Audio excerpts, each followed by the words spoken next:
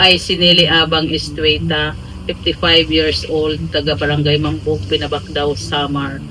Isa akong beneficiaryo ng Pantawid Pamilyang Pilipino Program o PORPIS. Dati, simpleng may bahay lang ako.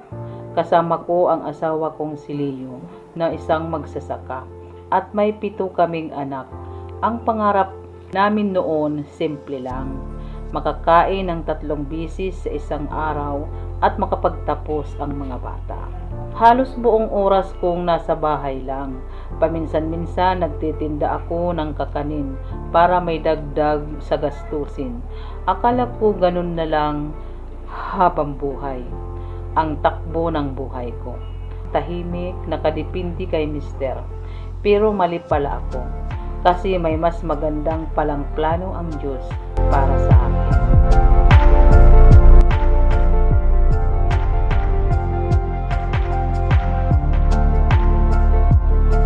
Noong 2012, napasali kami sa PORPIS, Seat 6A. Doon na nagsimula ang pagbabago.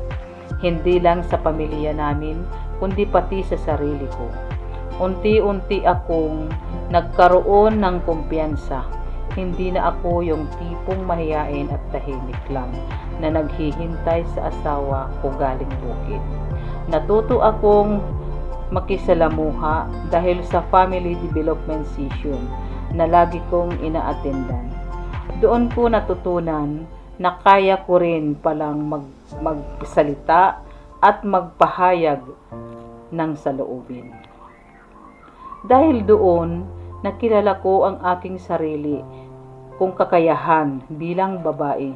Naging parent leader ako, barangay nutrition scholar, presidente ng Farmers Association, team leader ng mga volunteers ng Kalahi Seeds, at marami pang iba.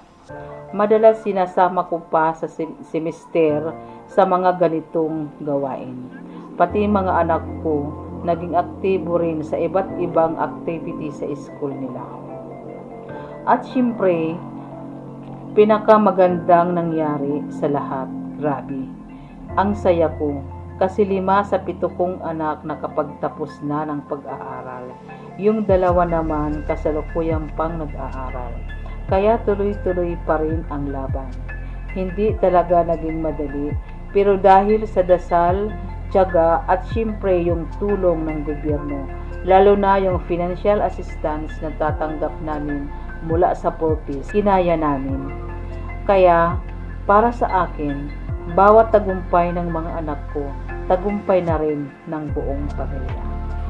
Taos-puso po akong nagpapasalamat na isa ako sa mga naging beneficiary ng Pantawid Pamilyang Pilipino Program of PORPIS. I am a 4th-year college student taking up Bachelor of Science in Agricultural and Biosystems Engineering. And ako po ay nagpapasalamat dahil isa ang aming pamilya sa libo-libong beneficiaries ng Pantawid Pamilyang Pilipino Program o mas kilala bilang PORPIS. Maraming salamat po.